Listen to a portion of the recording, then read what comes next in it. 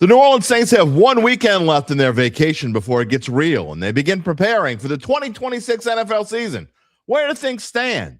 After 5 seasons post-Drew Brees, is this team finally climbing out of football purgatory? Will Tyler Shough take the next step in his progression as a potential franchise quarterback? And will all the new weapons work well with some of the old weapons? On defense, could Chase Young become one of the most dominant pass rushers in the NFL, as many expected he would when he entered the league? Will Caden Ellis, will he begin to fill the extremely large void left by the departure of Demario Davis? And will the thin defensive backfield make it through the season? All questions needing to be answered by an expert. So why not bring on the best expert there is? WWL football analyst and South Louisiana icon Mike Detillier joins us this morning to talk about it all. And you know what? We never fully know what's up Gabe's sleeve. It is Thursday morning. He will be here. So let's get to it. The Dattitude podcast is next. Ready to hear the straight scoop on local and national sports? It's time for Jim Derry's take on the Saints, LSU, what betting lines to ponder, and more. He's got opinions, he's got insight, and he's got Dattitude. And he'll always tell you the way it is, or at least the way he thinks it is.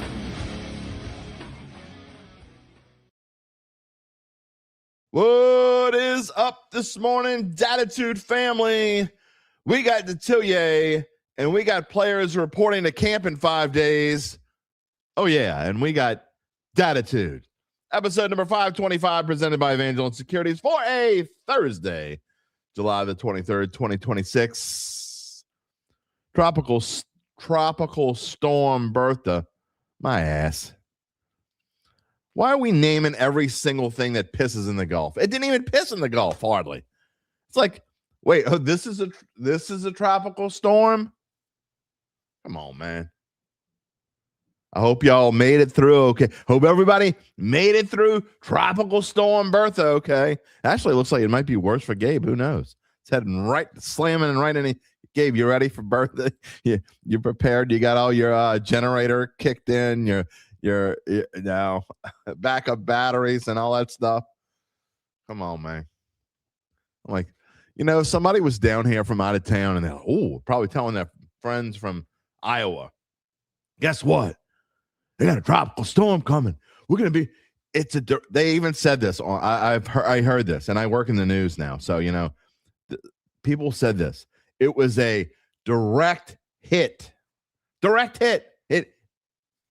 My God, they must be wiped out. How can New Orleans suffer through this? It is 21 years past what, and they've got to suffer with a tropical storm and a direct hit. How do they survive? Gabe says he doesn't worry till it gets to at least Cat 2. We ain't worried about nothing. We Dattitude. We don't worry about anything. Tropical storm Bertha. Come on, man. You really, you should be some sort of threat to something. If you're gonna get that name. Anyway, that's just my opinion. Who is this dude? Who is this guy talking about weather? We're supposed to be talking about the Saints. My name is Jim Derry. I'm 36 years on the New Orleans sports media scene. I thank you so much for spending part of your Thursday morning. I am a little feisty this morning because we got Detillier, baby. Mike Detillier coming on the show about 9:20 this morning. That's right. If you are watching after the fact and you don't want to hear me talk anymore, you want to go straight to you don't even want to hear you don't care about the poll question coming up. You don't care that there's a new commercial this morning. No, you don't care about any of that. You just want to go straight to Detillier. You can slide your little button to 9:20. If you're watching after the fact. If you're watching live and you can slide to 9:20, then hell, why don't you slide to about 7 o'clock tonight and give me some baseball scores so I can go make some money. Just saying. Anyway, we thank you for spending part of your day with us. Reminder, if you haven't already subscribed to the Dattitude YouTube page, please do so. Please help us out. You know how you do it. You just go there. You click the subscribe button. That's literally all you have to do. We thank all of our subscribers, all of our regulars, all of our members. If you want to talk to me after the fact, you know how to find me at Jim Derry Jr. Email me at Jim at jimderry.com. You know how to find us. Gabe usually puts the little QR code up there, but he's slacking this Thursday morning. And I don't mean he's using the app Slack. I mean, he's like, come on, man. Usually, you take my cues. You don't even have to like ask. Anyway, you just take your phone and you aim it towards that thingy. And the next thing you know, you're on the Dattitude YouTube page. All right, Mike Detillier coming on the show. You know what's interesting about Detillier coming on the show this morning? I was telling Gabe this. Complete coincidence. I know some of y'all don't believe in coincidences. It's not a conspiracy theory. It's not a big deal. But Mike Detillier was on show number 475. He was on show number 500. Now he's on 525. Kind of weird, huh? Maybe my brain says, it's been 25 episodes. Got to get Detillier on. I don't know what it is, but he is coming on this morning. About to show you the poll question and tell you about our friends. But before we do that, I like to throw in some little sports nuggets before we get started. I really only have one. As you take a look at the members there at the bottom of the screen, thank all of our members these are all members of the Dattitude. They're not just subscribers, they are members. These are all members who have generously donated money to it. They donate money to us every month.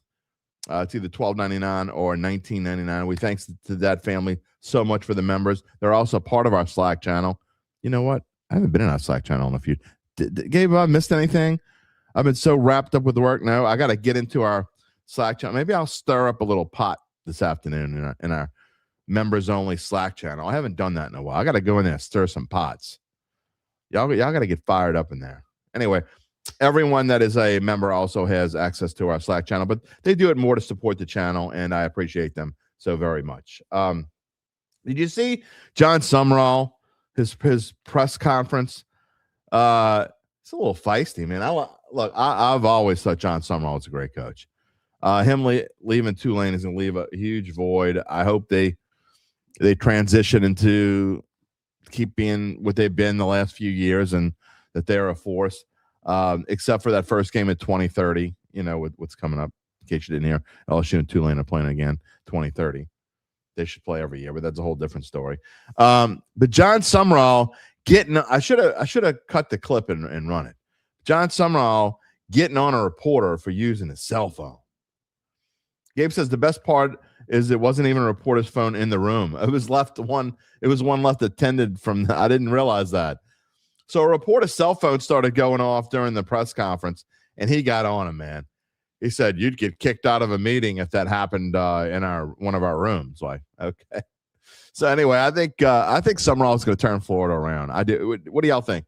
I really do. I think that Florida is in great hands. Not that I want him to be in great hands. I mean, we don't root for Florida, right? I mean, Florida is one of those teams that I've never really, you have disdain for some of these SEC teams, and you only root for them when it's the SEC, except for like Alabama. I can't even really root for Alabama when they're playing in a big game unless I bet on them. Like if it's national championship and it's Alabama versus Ohio State, unless I bet, I'm probably going to root for Ohio State. But other than that, if it's SEC, Florida's not one of those teams that I feel that Florida's kind of like, I don't know. They're not quite in like the Vanderbilt range where you just don't care, but I actually can kind of pull for Florida. What are some of the teams in the SEC that you can pull for, except when they're playing LSU? Do you have those teams, or do you just blindly root for SEC teams unless they're playing LSU, or you blindly just hate them all because they're in your division? Like you don't like Atlanta, and you don't like Carolina, and you don't like Tampa Bay. Anyway, go check it out if you haven't seen it. John Sumrall getting on the reporter for his cell phone being on it, and the cell phone wasn't. Again, as Gabe said, I didn't even know this till just now. Wasn't even somebody that was at the press conference. Somebody left their cell phone in there and started going off. By the way, we got our coffee this morning. I swear I washed this mug since Monday. You're like, he's got the same mug from. Why isn't? It's kind of weird. There's no the green screen's not going through there. That's just what I need. More caffeine. You know what else we need in our lives? We need Evangeline Securities. Let me tell you about them. Of course, they're a company that can help you decide if it's the right time to sell your family-run or privately held business, and just as importantly, they can tell you what that business is worth. That's you, someone you know, someone you love, someone. I need to know what this business is worth. I need to know how do I even get started? if I'm thinking about retiring, thinking about getting out of this business, I own a bit, I want to get out. I've been thinking about it for a while. How do I do it? You start by reaching out to Evangeline's founding partner, Nick Braden. He will start by scheduling a complimentary valuation from his office, either on Poydras Street or in Lafayette. And from there, you will be well informed and begin to make the decision on if you want to proceed. What happens after that? You'll have to wait till after Mike D later in the show before Gabe comes on. In the meantime, you can check him out at www.evangelinesecurities.com. You can also check out my friend Joe D, and we got a new commercial for him. You ready for it? Enjoy it. It's going to be fun. I promise. Louisiana, we're leveling up, and people are taking notice. Our team has grown its sales by 67% since this time last year, but don't worry, we're still searching for ambitious people who want more out of life than the 9-to-5 routine. With Level Up Louisiana, we offer real support, real training, real opportunity, no corporate fluff, no empty promises. If you're hungry for growth, tired of ceilings, or simply ready for a change that actually moves your life forward, this might be your moment. This sounds like you? Scan the QR code on the screen or email us at louisiana.division@ushacareers.com. That's louisiana.division@ushacareers.com. You can also call or text Joe DiStefano at 504-234-2132. With offices in Mandeville and Baton Rouge, you build your future with Level Up Louisiana. Let's get on with the show. We only got about 8 minutes till we get to Mike Detillier. Let's go straight to the poll question, Gabe Henderson. Today's poll question, as we get into training camp, what is the most important thing about training camp? We need your vote. We're going to ask Mike D what his vote would be. I'll tell you what my vote would be. What's the most important thing about training camp, my people? Type in the number 1. If your answer is continued development of Tyler Shough. You like, that's what I need to see. I need to see that he's still on the fast track to becoming one of the better quarterbacks in the NFL, that he is going to be able to be this franchise quarterback. Type in the number 1 if that's your answer. Type in the number 2. If you think the most important thing about training camp is forming a bond between Travis Etienne and Alvin Kamara. All right. Type in the number 3. If you think the answer to the most important thing about training camp is figuring out the defensive back depth. We talked about it in the open. It is worrisome. The depth at defensive back. Who is going to be the guy behind Kool-Aid? Who's going to be the guy behind Jonas Sanker? You know? Is Julian Blackman going to be able to play multiple positions? How are things going to work? At safety, Justin Reed. You're going to see. We'll talk about that with Mike Detillier. Or type in the number 4 if your answer is, the most important thing about training camp is no one gets injured. That is the most important thing about training camp. Is always a little scary, right? You worry about which, players staying healthy, you're foul, especially, Mike Detillier, when I was on his show a few weeks ago, we're talking about Jordan Tyson being in bubble wrap. That is definitely going to come up. Are they going to leave Jordan Tyson in bubble wrap? Are they going to be super careful? Are they going to be too careful? Those are the questions we need to have answered this morning. So type in the number 1 if you want to see, most importantly, you want to see the continued development of Tyler Shough. Type in the number 2 if you think it's the bond between Etienne and Kamara. Type in the number 3 if you think it's figuring out the defensive back depth. Or type in the number 4 if your answer is no one gets injured. I'll give you my answer in a minute. I want to give y'all time to vote. Let's leave that up on the screen for right now as we move on here this morning. Let's get to some of the comments as well. Again, Mike Detillier coming on in about 6 minutes. Jody Alexander, happy practice Friday. I don't think they don't report until, I believe they report. Y'all could tell me if I'm wrong, but I think they report on Tuesday. I think Tuesday is reporting day. I think they can report on Monday, but I think Tuesday is the day. I find it interesting. No one's picked one yet. No one has said continued development of Shough yet. Now, I know it's early. We still got people who are behind. I know when you're watching on YouTube, you could be 30, 45 seconds, a minute behind, sometimes even more than that, depending on what you're watching. But no one's taken number 1 yet? Okay. UBN's here. Of course UBN's here. Where else would UBN be? Good morning. Rocky, good morning. Oh, Bayou Mikey D's going to be here in just a minute. Your Shough jersey has been ordered and arrives this week. Who dat, baby? I'm sure it is, man. You won't be the only one buying a Shough jersey. That's Callie. Good morning. How are you? Let's see. Earl's picks. Let's go. Why does it look like I'm wearing a turtleneck? What are you talking about? Just a regular old Oxford shirt, you know? Trying to look nice, man. You know, can't look like a bum every show. Jerry's here. Good morning, Jerry. Alvin's here. Good morning. Who else we got? Mike is in the green room, so we're going to get to him in just a minute. Charles Mangus, good morning. Love this weather after yesterday's hot day. Sorry you overslept. Bertha is a hyped up storm. I just don't get the whole. Why do we have to? I mean, I'm not going to say hyped up by the media. You know, ever since I will say this though about I'll give my colleagues credit for this. You know, I think it used to be different before the K word. I don't even want to say it on the air. But, you know, we all talked about how we never left before, you know what. And I didn't. I never left. And then I'm like, oh, I better leave for this one. And now it's like it's a little different. I feel a little bit different. I left for Ida. I left for one or two others, I think. Now, it's also different because I have kids now. And I didn't have kids back in 2005. But I think maybe just people that just scared the living hell out of people. So maybe that's it. I don't know. Don't get me started. I'm not going to spend more time talking about Bertha. Boy, it's a direct hit on New Orleans. I don't know how we all made it. Armageddon, baby. S. Callie says, where I've been on Slack, I don't. Trying to figure out my life with this new job. That's what I've been doing. Rocky says, he ain't pulling for the Gators and he ain't pulling for Bama. I get you. Good morning, Eric. Ready for the season. Very optimistic, though a little worried about the defense. You have faith in Staley. I mean, how can you not, right? After last year. So, yeah. One more time. Again, we're going to bring on Mike in about 2 minutes. Your chance to vote in the poll question where we take it off the screen. You can still vote one. It's not on the screen.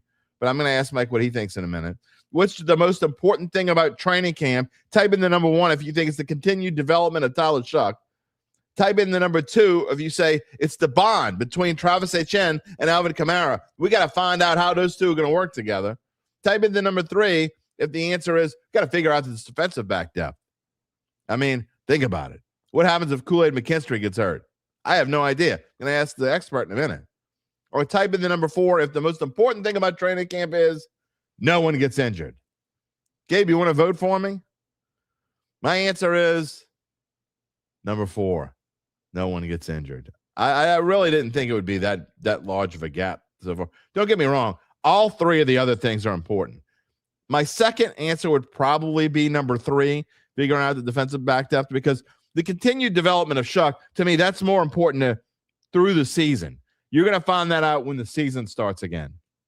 So that's why that would probably be last on my list as far as training camp goes. I mean, you want to see continued development, but I want to see that more in the season. And Etienne and Kamara, I don't know, man. I don't know why. It's like, you know, I just keep thinking back of Peter Finney and Bob Rossler in the newsroom the day we got him on the front page of the Times-Picayune back in, what was it, 1993, when the Timberwolves were coming to New Orleans. It was a done deal.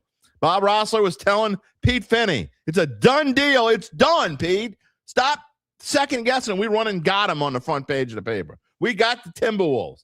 And Pete's like, I don't know. Something doesn't feel right. I don't think we got him. We shouldn't be running it like that. I know Mike D remembers that page. I'm going to tell you, that's kind of how I feel about Kamara. Obviously, a much smaller scale. I just can't. For some reason, I just ain't believing it. Last couple comments before we get to Mike. Paul, you love the show. You hate the time slot. I know, my friend. I'm sorry. You'll get used to it. I promise. We have way more people watching after the fact now. Not as many people live. I get it. 9 a.m. is a little bit tougher for some people, but when you got a real job now, like I do, I got to get to work, man. And I can't be doing a show and doing post-production, doing that until 1 or 1:30 or 2 in the afternoon. This is the only way that I can do it. So it'll get better. I promise you. You get used to it, and it's those Sunday shows during the season are gonna be fun. Hello, Mike Silva. Brian Cabot's here. Want to ask Mike his thoughts on defensive backs. We're going to ask him all about that, I promise. No depth behind Ellis, Stutzman, and Werner. I don't know. We'll see. But I'll ask him what he thinks in just a minute, I promise. What we got here? Adam Varner, good morning. Brian Esteve, all important, but injuries would derail any development or bonding for sure. All right. Owen Detillier. Good morning. Glad you're here. I haven't seen you in a little while. Sav said he would take the Big Ten over the SEC all day. And by the way, I didn't say Iowa early. I wasn't messing with you, Sav. I know you would take the Big Ten. It's bias. You have a bias. It's okay. JC's here. Good morning from Denver. All right, let's bring on our friend and a long time key to helping this podcast be successful. Mike Detillier, you're always there when we need you, and we appreciate you so much. Welcome back to the show, my friend. Thank you. I appreciate it, Jim. We got a lot to talk about this morning as training camp is about to start. We're only, 5 days away from players reporting to camp. It is that time when we start asking questions. And, I'm just going to start right out with you know what? I did want to ask you one thing. Before I actually get into Saints, I got to ask you a question I know the answer to, but I'm going to ask you anyway. Did you watch any of the World Cup? The answer is yes, but very little of it. Was it only my son-in-law's a huge fan? Oh, God. He's man, listen, if I'm waking up at 2:30 in the morning, it ain't to watch no soccer game. But I got a son-in-law like that. He'll do it, man. He's in Vienna now. In fact, actually, I just heard from Steph, and she just arrived too. So, yeah, he's a huge soccer fan. Other than the final game, I probably watched maybe 40 minutes total. Yeah. Okay. Well, I watched a lot more than that. I actually enjoyed it more than I thought I would, but that's the answer I thought I was going to get. I actually thought you might have said 0 minutes total. So I know, it's not real football. I mean, it's football. It's not football. It's football. Okay. Here's the thing. There's another generation or two behind me. They grew up with it. I didn't. Right. Okay.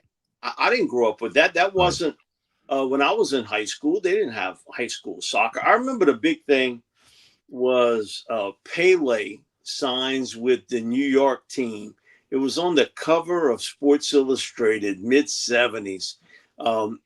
They even played in the Superdome. So, it was a little bit there, but I never played it, never really kept up with it. Again, as you pointed out, I got a son-in-law. He's wrapped up in it. And I'm sort of whizzed with him because he leaves the country. And, I got to do sports talk. I'm looking for somebody to talk, World Cup. Right. And then he tail, so he leaves me sort of dragging. But I got Lester Beamer. Lester's a good friend of mine, former All-American soccer player. Okay. And from Trinidad.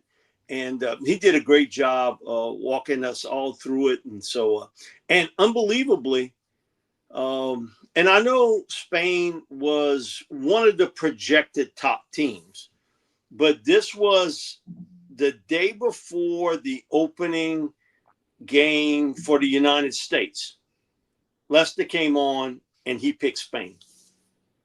Our producer, Gabe Henderson back there, he also picked Spain before it got started. So hey, God bless y'all. You knew a lot more about it than I do. That wouldn't take a heck of a lot. Yeah, well. And I'm not going to play like I know anything about it when I don't. So we would do little segments, but I'd have to bring somebody on to explain it because I really, again, it's something golf-wise, that I could go through, horse racing, other things other than football, baseball, basketball. But soccer for me, it's Mike, I want to hear you and the Cajun Cannon talking about soccer one day. That would be a hell of a show. I will give him this. He knows a hell of a lot more about soccer than I do. Okay. He does. Does he? All right. Well, He does. He did pick France, but I can understand that because they were one of the top teams there, along with England. The one thing he didn't want was, and everybody getting into the bicentennial and 250 years and everything. Right. England can't come here and win the World Cup. I never even thought about that. Yeah, he got on his spiel with me on the phone. I'm like, hey, Bear, I don't have an hour to spend That's awesome. hearing you. How did I miss that? I get it. I got it the first time you told it to me, but he had a long explanation about all that. So, but we'll give him full credit. He knows a heck of a lot more about soccer than I do. That's crazy. I'm surprised. I'm actually surprised that he knows about it. Next time I pass him by in the press box of a Saints game, I'm going to ask him about that. Don't ask him anything, because then you're going to be held up. That's true. At least 25 minutes. You're right. I'll miss probably half the third quarter, probably. All right. Let's get into it. Let's get from football to football, like real football. All right. This is football. Look, like I said, less than a week now before the start of training camp. This is when it starts getting, we can actually talk about real football and stop trying to find things to fill our shows about. We can talk about things that happen in about a week from now.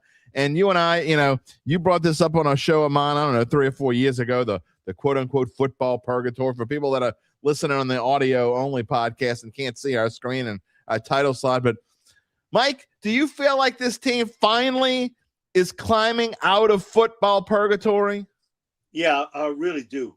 I've heard two of the craziest things I've got sent to me on different quotes from people. One is that, man, the Saints got a lot of talent and depth in the secondary. And I'm like, on what God's green earth, or is somebody, I understand you looking for material, but that's wrong. Absolutely wrong. And secondly, that the rebuild is over. My thing is, have you paid attention? Exactly. Or are you just playing to the crowd? No, the rebuild. No, you're still in the mix. Exactly. Of the rebuild. But do you feel better about this team? Absolutely. Absolutely. And you are working your way out of purgatory. I think the biggest key for 2026 is the continued development of the 2025 draft class. Right. At 2 signature positions at left tackle with Kelvin Banks Jr.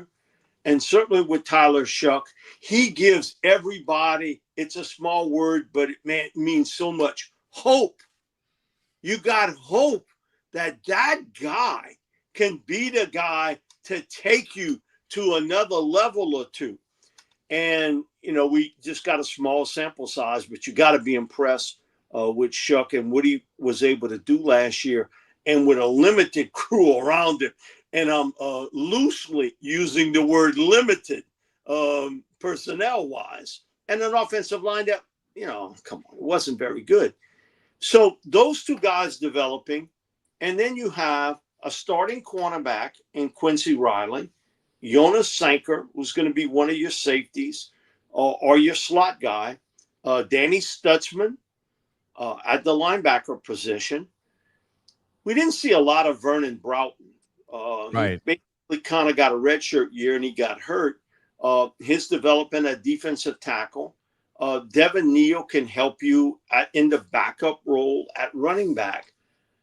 The last time you've had a draft class even close to that is 2017, which was an unbelievable class. To have that many guys be that big from a contribution standpoint. So that draft class of 2025 for me, that's the one big key to this season, because you've got 2 guys playing premium positions, left tackle and quarterback. Right. That every really good team, that's how you win. And you were able to re-sign, Chase Young in that offseason. And we saw down the stretch how good of a player Chase Young was. He looked like the dude that I saw when he was at Ohio State. He looked even better than the player we saw year one in Washington. So I think all of that combined, that is the big key for 2026, the continued growth of that 2025 draft class. And let's see what happens, with the 2026 draft class. But you are working your way out. The important thing is, man, if you've got your left tackle for the future and your quarterback for the future, man, you well along the way. You well along the way now. I got 9 bullet points, Mike, and I think you touched on about 6 of them right there in your open, man. I don't know what, man. But I guess the show's over. I don't even know. I don't know what to do now. You know what, Gabe? Can we show the poll question? Because I want to, and obviously gonna have to move it down to back to my left. But I want to ask you this question because here's today's. We like to have a poll question every day. We've been doing that for about the past couple months or so. But I want to ask you how you would answer this question. And for those out there, I'll give it out again. What's the most important thing about training camp? Type in the number 1 if your answer is the continued development of Tyler Shough. Type in the number 2 if your answer is getting a bond between Travis Etienne and Alvin Kamara. Type in the number 3 if your answer is figuring out a defensive back depth. Or type in the number 4 if your answer is just for the love of Christ. No one gets injured. Mike Detillier, what would be your answer to our poll question of the day? Okay, it ain't even a debate. The last one. Okay. Injury. Stay away. Now listen, injuries are going to happen. This is not dancing. Okay, this is a contact sport and a collision sport mixed into one. And so you're going to have some injuries, but stay away from the long-term injuries. I think is a big key of training camp. You always are looking to have continuity, but training camp is different now because you have OTAs. You have a lot of these meetings with players and coaches. They bond in the offseason. Yeah. Okay. It's not like I saw you in January and I don't see you again until July. Okay. You've been working with other players, other coaches the entire time. It's your job. You're getting paid a lot of money. So if you want to continue that, you're working to get your craft better. So for me, it's, I think the injury part, because every coach, and like Louisiana Line Camp, we had 13 different NFL coaches there. And every one of them, their deal is, we don't have a lot of depth. Everybody kind of sings the same song in a little different tune, but it's the same song about, you have a critical injury or two at the same spot. Man, your boat is sinking. That's not like you got a left tackle or a big time wide receiver that's standing on the side of the road with his hand held up. Hey, come sign me. Come sign me up. Come on. Because I get them too. Text lines, people call in. Well, sign this guy from the XFL. Okay. And some of those guys have worked out, I will say. But it's a small percentage of those guys Very small. that have worked out to make it in the NFL. Man, that's a big drop off. And the worst thing in the world, people who listen to the show, they always kind of tease me about it, and it's true. And I picked this up many, many, many years ago. This foolishness of next man up. That's great to hear as a high school player. Right. There's a lot of times that's not a lot of difference between the 1 and the 2. The gap is small. In the NFL, you lose a key player or two. Tell me that ain't a difference up front. Okay. And we had on a guy from Tampa last week. And so when Tristan Wirfs got hurt, he missed the first couple of weeks of the season. And my comment is, maybe they might be able to, maneuver some offensive line people around. But I'm just telling you, that's a major loss. And people, man, what? And the second string guy, he's going to be pretty good at left tackle. The Bucs had to swing 2 different people over to play left tackle for him because of how good Wirfs was. And then he was never really healthy the entire year because he's one of the best in the business. And you saw, even when he came back, it wasn't the same. So this next man up stuff, oh, hey, man, hey, okay. You might have heard it in high school. It does not apply to college football or the NFL. Does not. But it'd be okay if you're talking about in college, you're talking about maybe like Tulsa, or you're talking about UTEP or something like that. But you can't say that about LSU, and you certainly can't say it about any team in the NFL. I agree wholeheartedly. It's like maybe if you're talking about the Arizona Cardinals, who are going to go, 3-14 this year, and you want to find out who their next man up is, maybe there. But other than that, I agree with you wholeheartedly. Let me show this real quick. Hart Pisani, I want to give you a shout out. He's watching from a Roach Motel in St. Louis, on the move from Houston, and still saying who that.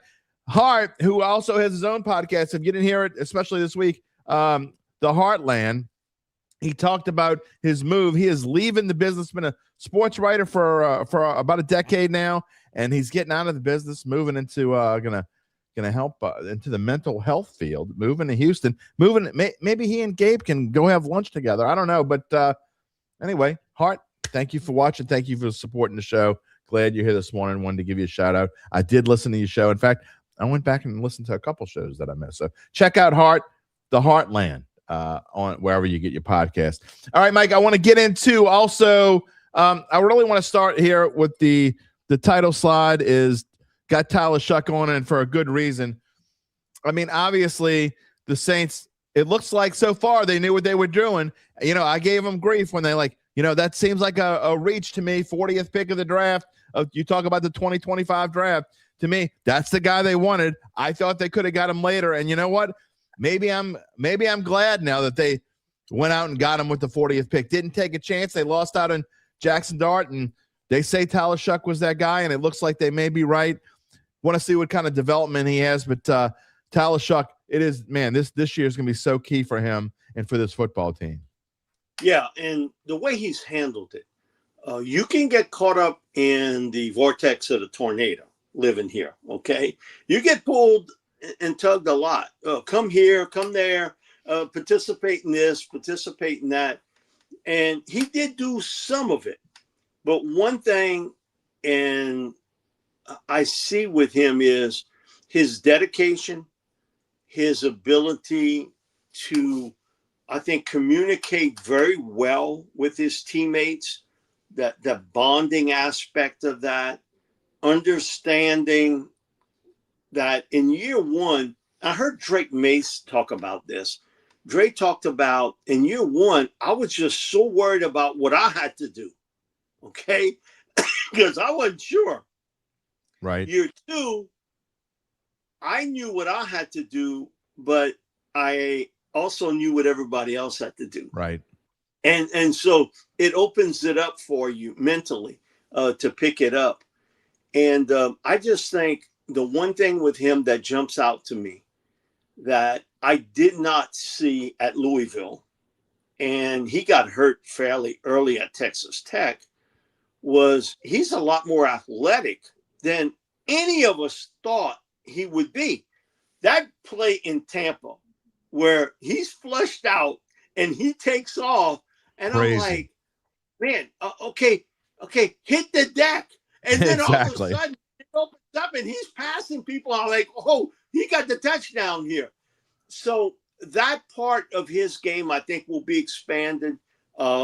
It's something I'll never forget. Coach O telling me this, him and Joe Burrow, and he told Joe, man, I love you, Joe. I love you, Joe. But one thing I got to tell you in the NFL, man, you got to learn how to slide. You got to learn how to get out of bounds. Right. And I talked to him. He was on, actually, did the sports talk with me 2 days before he took the job at LSU.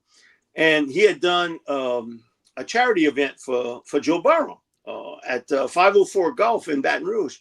And he was telling me, man, the first time I have seen him since I left LSU, which surprised me. He said, man, we text and, FaceTime and everything else, but he said, I've never seen him. And I said, Coach, has he learned how to hit the deck yet? He's like, nope. That's why he's hurt. You got to learn how to hit the deck. You know, it's funny you say that because I was watching the Georgia Jake, game. The Georgia game for 2018 was on YouTube last night, and I couldn't help but watch it. And they were that's what they were talking about that on the show during the game. They're like, he's got to find a way to slide, and he says he refuses to slide. I don't know if he refuses anymore, but you're right. He still hadn't quite figured that out yet. Yeah, and listen, Jaden found out last year. Yep, he sure did. And these cats, they're not looking to bring you down. They're looking to hurt you. Yeah. I mean, in their version of hurt, that's what they want to do to a quarterback once he takes off. So, Tyler will learn that. But I just think with the additions at tight end and bringing in Noah Fant, and I think a really talented tight end in the rookie in Oscar Delt, along with George Johnson, that's something I want to watch. As we evolve in this world, we've seen 12 personnel before with 2 tight ends. And last year we saw the 13 used a lot with the Rams because they had to, because the receivers got wiped out. But because in today's world, in doing camps, I can see it. All these 6'4", 215 to 225 pound high school kids. And I'll ask them, you play defense? No, sir, coach. I'm a flex tight end or wide receiver. You are going to see the passing game now become much more of the position of tight end. The crazy thing is to hear all the defensive coaches at Louisiana Line Camp talk about how do we combat 12, 13 personnel, tight end wise. Mm-hmm. If we go smaller, they're going to run the ball. Yeah. If we try to match up, okay, what you got, a 6-foot defensive back going up against a 6'4", 6'5" tight end? 265 pounds. You're not going to win a lot of that. So it is a little bit of a mix and match, and none of them could come up with a consensus of this is how we're going to stop it. And that deal is, hey, if I had the Rams personnel, I'd run that 13 personnel too. And it was so funny. I had on a Rams reporter, and he brought up something that I had never even thought about.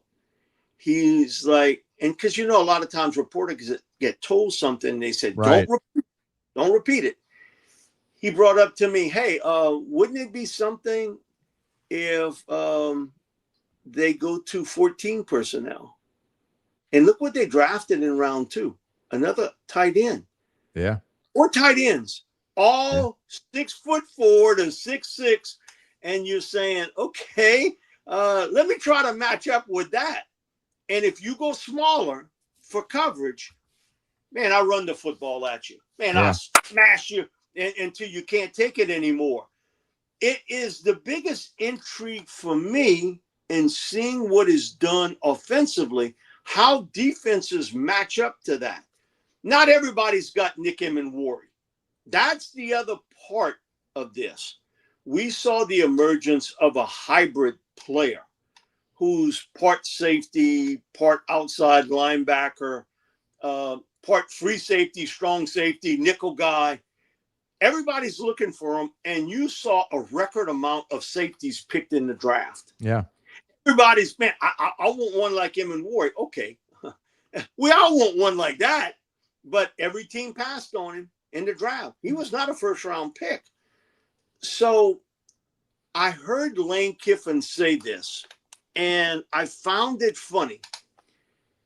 Lane twice made the comment, you know how college football changes? We watch what happens in the NFL, and we change the way they change. Is he trying to tell me and everybody else?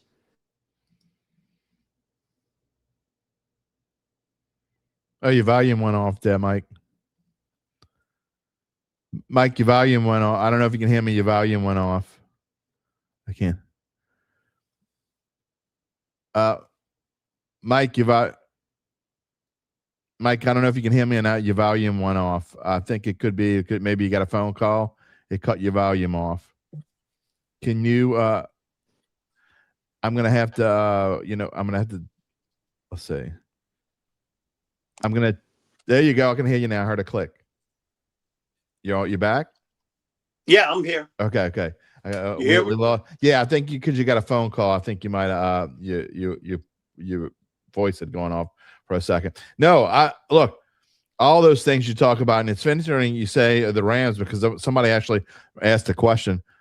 Are you worried about Aaron Donald coming back? I mean, what do you think, Aaron? You think Aaron Donald? I mean, not that I want to get off tangent because I want to talk about the Saints this morning, but you think Aaron Donald, after being out for 2 years, is going to be? He's not going to be the Aaron Donald that he used to be, is he?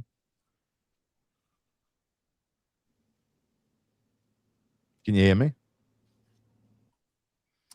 You know what? I'm going to take Mike off. I'm going to text him and see if he can get out and hang on. Let's live TV. I'm going to text Mike real quick. And you get out and come back in. See how we do that on live TV?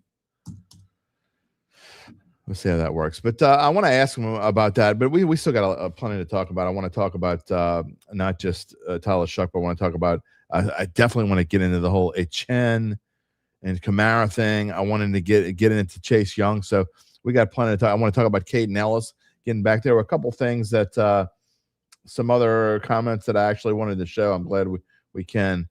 UBN had a question. You actually had a realistic UBN with the realistic, not just a smart ass. Like, this is a real question from UBN asking, are we worried because every analyst on the Saints is picking them to be sneaky and the most improved team this year? And that is definitely a question that I'm going to pose to Mike. You know what? Let's see if Mike's back. Oh, well, actually, he's getting out. He's going to come back in, I think. He just got out. And the answer to that question is, I don't know if worried is the right answer. Let's try Mike again. You ready to try it again, Mike?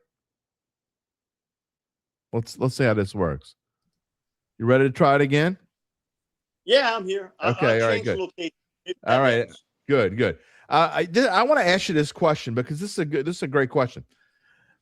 UBN asked the question: are you and worried? Probably isn't the right word, but when you're talking about picking victories or trying to figure out how many games the Saints are going to win, does it concern you at all that all the analysts, the Saints are the golden team? We're looking for a sleeper. It's like everybody's picking the Saints to be the sleeper. Whenever everybody, and I say everybody, I use that air quotes, whenever everybody thinks something, Mike, it never happens, right? I mean, it's like the Saints are going to be the team. Oh, you got to pick over 7.5. That's automatic. I mean, but everybody's saying, and I say everybody with air quotes again, but I don't see hardly anyone picking the under 7.5. That does concern me a little bit. No, I'm never concerned about that. Okay. I think it's always kind of a little bit of a play. Would this have been, because we talked about this, the final show we did second guess, where would it end? Because it was 7 and then quickly went to 7.5, quickly went to 8, and then went back to 7.5. So it's in that margin. And that's why, for me, I picked them 8-9. Okay. I think all 4 teams sort of hit the tape. I've seen this before, like track sprinters. They all hit the tape at the same time. Who can lean in at the end? And it is about who can stay healthy and can you get hot at the end of the year? And that a lot of that has to do with certainly who you got on the field. So I get that. I think a lot of people feel they'll get to 8 wins. Okay. And so I think that's why a lot of people are going on the over with it. And that's what happens when you have that talented young quarterback. Okay. It does happen. But we're not used to it because we had Drew Brees for so long. I know. Didn't have that element in play.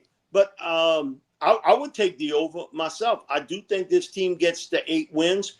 Can they squeeze a 9th win? That I don't know, but I do think they get to to be an 8-win team. The thing about it is, who can get to 9? Yeah. People forget last year. Jake Delhomme and I were talking about this. The Bucs had the NFC South in their pocket. Yes, they did. They had it. And then at the end, they found every way to lose it. Okay. Would they lose 7 out of 8 or something like that? Yeah, they lost like 7 out of 8 or something along those lines. They were up by like 3 or 4 games.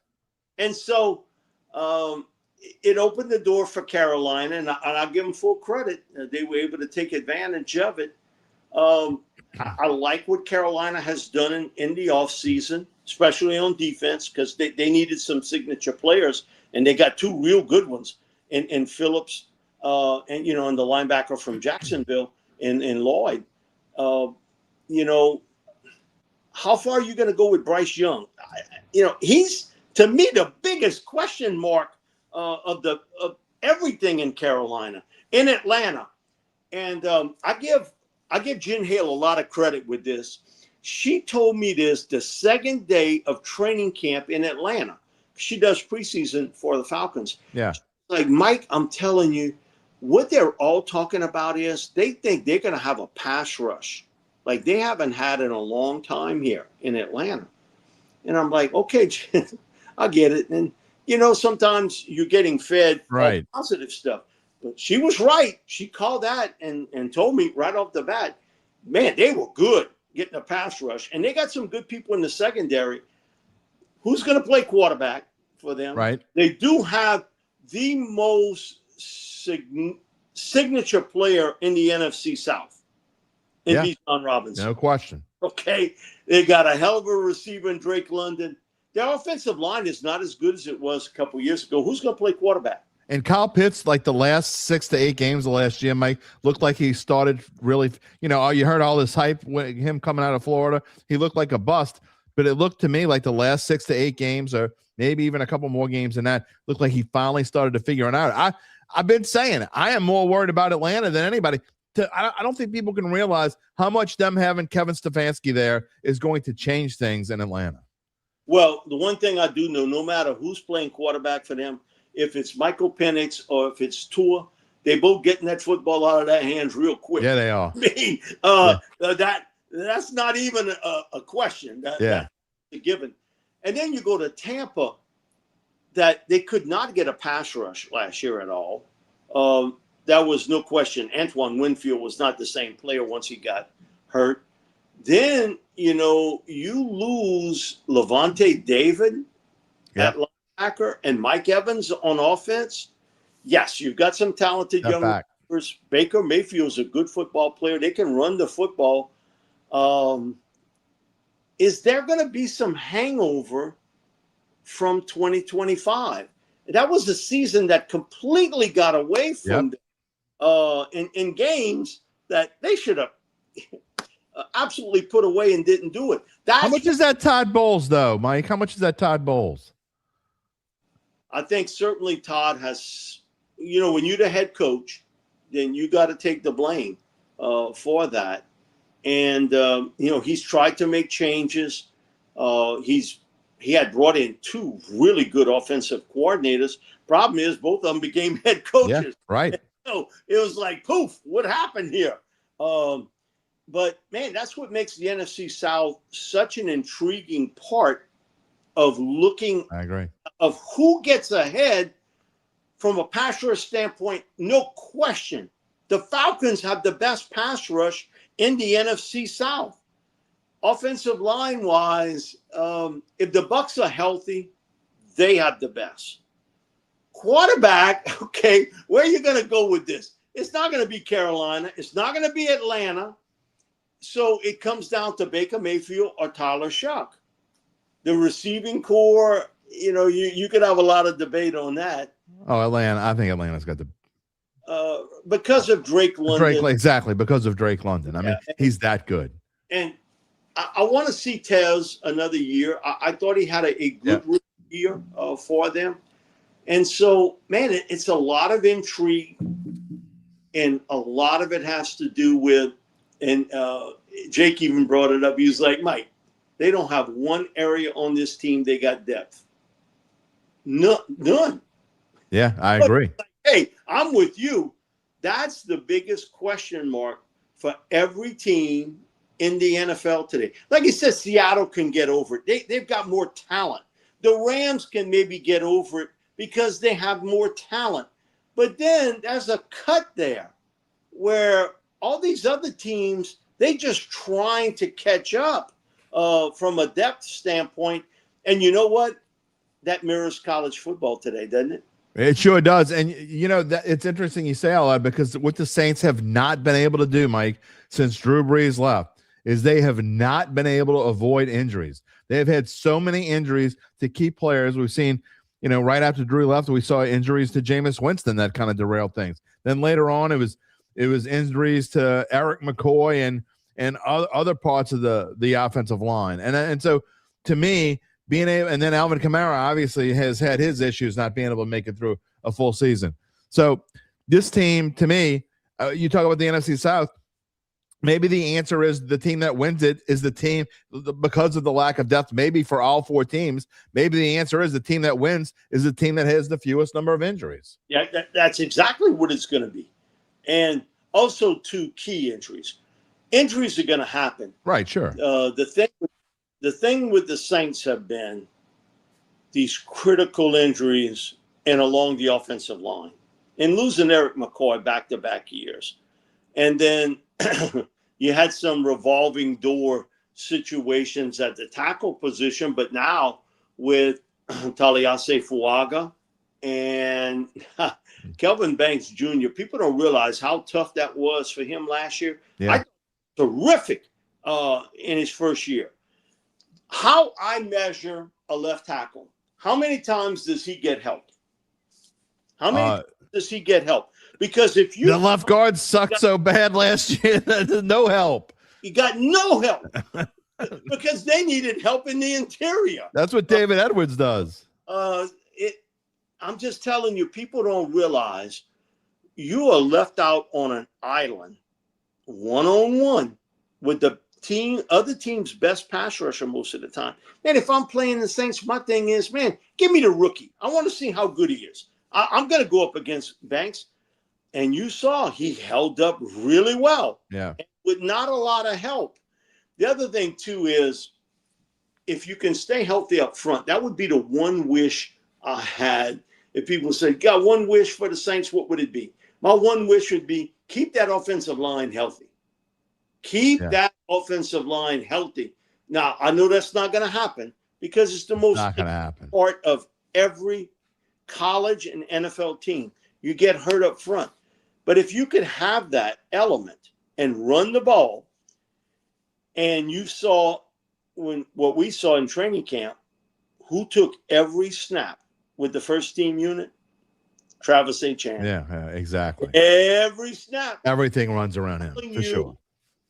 This offense, yes, is going to be built to try to give Tyler Shough the best avenue for success. The other part is it's built around Etienne. Yeah.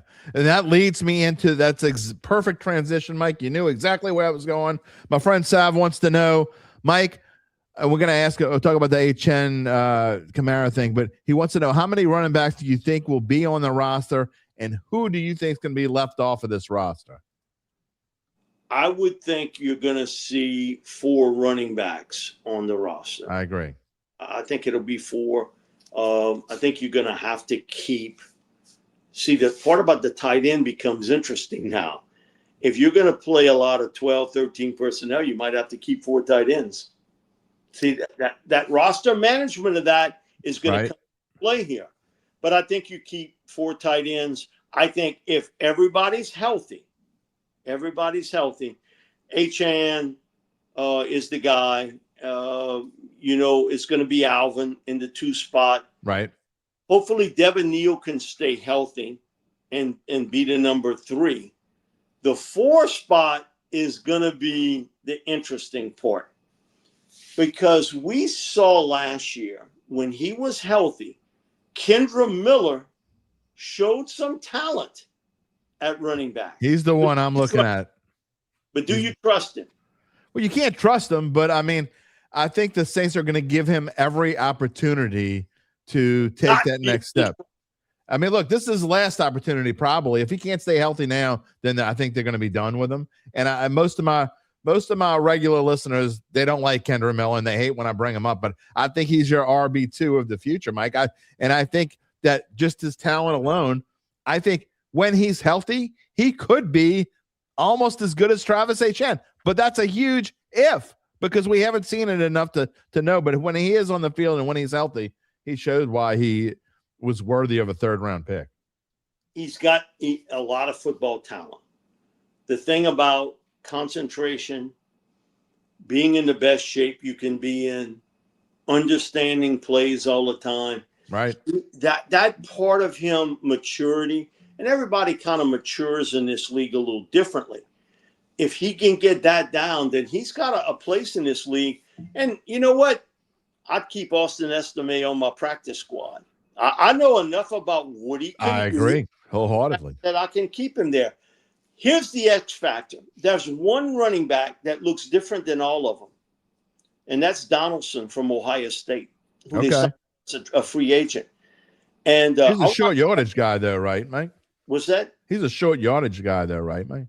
Well, that's how they used him at Ohio State. You know, he was short zone, red zone guy, but he's a big back. Okay. He's a 6 foot and a little change and 225, 230 pound back. That's different than any of these other guys.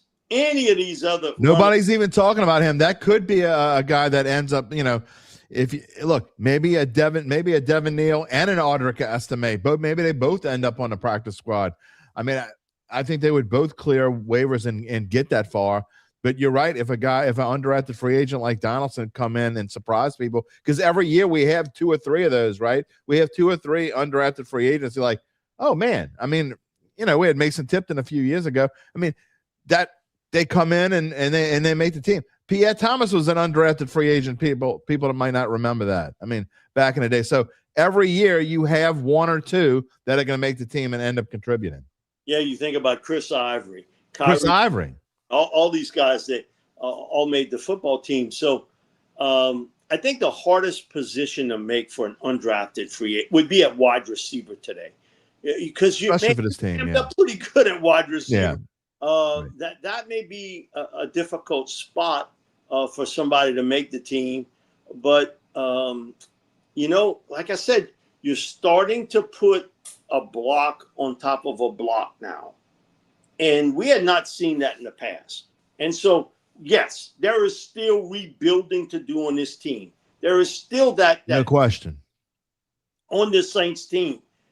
And I think sometimes that little bit of, man, I see it. Will it go long term? Can they sustain this? And so that's why I think this team, 8 to 9 wins, is in their cards. That they could play into that. But, you get some people who are super optimistic, 11 wins. And we got some in here that I haven't showed yet, but we got some of those here, Mike. Yeah, and they got some people, I don't believe it is 5 or 6 wins. I think that there is a medium there. Yeah. That this team is getting better. They have pieced together some elements here. I think the real run, if they can get it right, would be for 2027. Yeah, I agree. I think, and I've been saying the same thing, Mike. And look, my opinion on the reason why I kind of like 7 wins, I kind of like just under. It's not a bet that I'm going to make. I'm not betting it either way. But right now, and again, it's July. I may change my mind if we're sitting here a month from now, and we're getting closer to the regular, and then we're only 2-3 weeks away from the regular season. I might change my mind, but. I think what's going to happen, and you see a lot with young teams, Mike, is you see them lose a lot of close games. But they're in games against teams like Detroit, against Baltimore, on the road at Cincinnati, on the road at Chicago. Against those teams, Mike, they're in those games, but they lose tight games, and that gets you ready for the next year because you see teams that lose a lot of close games, then the next year they start winning those close games. Yeah, the other part that I'm not real sure about is the place kicking piece of the puzzle. Yeah. Fix your punting issues. Ryan Wright, I don't know. Someone brought that up earlier. I'm glad you brought up Ryan Wright. I think that has fixed that particular part. And I think Barry and Brown will do a really good job in the return game. But, man, do you feel really good about the kicking situation? Always tease this to Abear. Because during training camp, I couldn't go last year. I had with my knee replacement. And he would tell me every day, man, my Blake Groupie's unbelievable. 5 for 5 on the kicks, 6 for 6 on the kicks. Right. So he'd go on the air and say it. Well, when he was off, man, he took hell and back. Yeah. Everybody, you said that Blake Groupie. Right. He was like, no, what do you want me to say? He hit everyone in practice. Everyone. I think throughout training camp, he missed one kick. And yet, look what happened with him. He just got out of the groove, and almost like a golfer, that it was not the physical part of it. It became between the ears, man, how good is Charlie Smith? Is he going to be consistent? When you have a game-winning kick, is you going to be able to count on him? See, that's another element that we don't talk about a lot, but I think the special teams part of this game is huge. And it was a step back from the years of Darren Rizzi. Yeah. I mean, even the most ardent Saints fan, come on, you can't say last year that special teams was anything close. Yeah, it wasn't good. Yeah, it was not good. It took a step and a half back. Yeah, and we'll see if the kid from the UFL, Tanner Smith, or if his great leg. I think he's probably more of a practice squad guy. I think I'd put 85% to 90% chance that Charlie Smith's going to be your kicker this year. We'll see. I know a lot of fans don't see that. He's going to be another Brandon Aubrey. We'll see. But that's only one Brandon Aubrey. Exactly. Well, man, come on. You look what that cat has done in this league. Yeah. Oh my Lord. Well, people see that and then they automatically think we got one of those. There is only one of them. Just like when you had Morton Anderson, there was only one Morton Anderson. Martin came on and he was like, he stuns me with the way he can hit a ball. Now, Martin does say, today the football is a little bit more plumper than it was when he played. But he said, still, you got to kick it straight. He said, okay, people, the ball's different. Martin was, okay, the ball can be different. But guess what? The alternative to it is he don't kick it straight. Right. He kicks it right down the chute. Exactly. I'm just telling you, that guy's on a trajectory that very few people that have ever put on a jock strap and a helmet could He's going to make a 70-yard field goal. He's going to make a 70-yard field goal. Yeah. Mr. Tom's rolling over in his grave right now because I'm saying that, but he's gonna hit a 70-yard field goal. I got a question. Gabe Henderson in the background wants to know, if you keep 4 tight ends, what position do you think that takes from? Does it take from running back? Does it take from your O-line depth? Does it take from your wide receiver? Where do you get that player from if the Saints decide to keep 4 tight ends? You keep one less linebacker. Okay. Because today, where it makes sense, you are in nickel coverage 78% of the time, 5 DBs. You go to dime, you in 6, 71% of the time. Why I got all these linebackers unless they're your best special teams player. So that 4th tight end would also have to be a really good special teams player. But for me, the question is easy. Linebacker. Yeah, well, I hear you. It makes sense, and it wouldn't surprise me at all if that's where they take from. But I'm so interested to see what happens at running back. And look, I think wide receiver cut, whoever that last wide receiver to to make the team or not make the team, that last battle. To me, that's one of the battles in preseason that I'm really gonna be looking at, Mike. Wide receiver 5, wide receiver 6. If they keep 6, who's gonna make does Baron Brown count as a receiver? Is he just a special teams guy? All questions that I think we're gonna have to answer. Well, the bottom line is this. All eyes are going to be on one guy. Well, number 6, but Jordan Tyson. I was going to say, you got to my bubble wrap question. You asked me on your show if I thought that they were going to keep Jordan Tyson in bubble wrap, and I said the answer is no. I think once you get to camp, you go. And now I answer you the same question. You can't.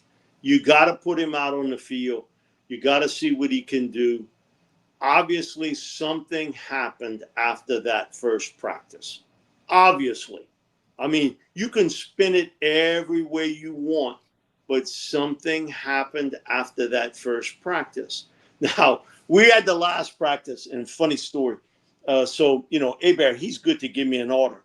He was like, Mike, it's normally go watch the lineman or something, because he knows he's going to watch one area, I'm going to watch another area. So this time he tells me, Mike, go watch the receivers. Okay, I'll watch it. And they have a drill where they run the receiver down the chalk this way, vertically. They run it this way and then right down the middle. And nobody's guarding him, but there's a player, there's a guy in front of him. He throws his hands up like this in front of him. And they throw it high. Tyson goes up, makes the catch. I saw him do it. He comes down and he sort of flips the ball behind his back. Okay. He does it a second time, exact same way. Man, gets up high points it, catches it, turns around, does like a little move, and then he flips the ball back. So now I'm hearing him, and Bob was like, Mike. I was like, hey, come see. And so he gets back in line. They run it the third time. The guy this time jumps up with his hands up. Tyson goes up, high catches it, comes down, and he flips it real quick. So Bear look at me and is like, man, he don't look hurt to me. Exactly. Yeah, I think, look, you're going to be as careful as possible when you talk about OTAs and all that crap. I mean, you're not going to stick your number one draft. We talk about the poll question and what's the most important thing. I couldn't agree more that it's staving off injuries. But, I mean, come on, man. I think once we get to training camp and you're going to see this kid, you're going to be like, oh, that's why they drafted him with the 8th pick of the draft. The funniest thing for me is, people, they'll either send it to me or talk to me about, so-and-so said that the rookie left guard looked really good in the workouts. And I'm like, workouts? What workouts? It's pajamas and slippers. He should look good, okay? It's not any physicality part in all this. I get it that you need to write a story and you're looking for an outlet and everything else. But come on. The con is in. If you think that you can tell off of guys that are not hitting one another, looked really good. They all look really good. Right. You don't get exactly. It. And so, but we get it a lot. I get a lot of texts. People call in about, Mike, how did the defensive tackle look? Well, okay, let them put on pads, and then I can tell you how they look. One thing I can tell from the pajama slipper part is sometimes the technique is a little wrong. Either their footwork or their hand placement skills are a little high on a player. But that's the only thing you can see. Okay, and I'm not poo-pooing anybody else what they do. That's their gig. And if they want to sell it to you, hey, great, into the part. But there is the part about you really don't know until you see them in pads. You think you know. But the padded part, we didn't see any of that part. Right. The one thing I think you want to get out of OTAs is the mental part of, do they know? The mental part of that, I think, is important in doing it. we had, and I spoke to Mike Triplett about it, that he, and talking about what's the most important thing. And, I told Mike, for me, I just want to know how they know their plays and what to do on every play.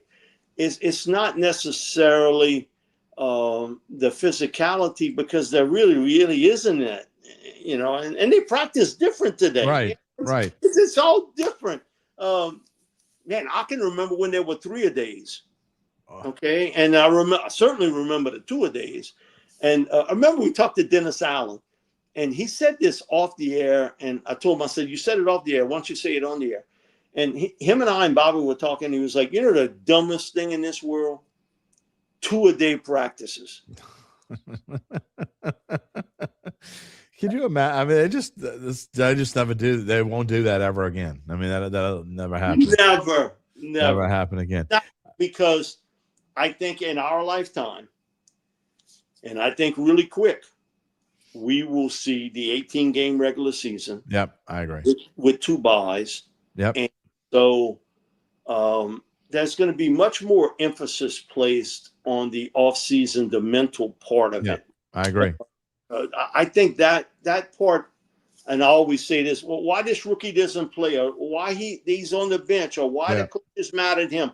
Okay, it isn't the physical part of the game. It's the mental part of the game. And the other thing, too, is coaches lie to you about, man, I'm all for playing rookies. I love to play rookies.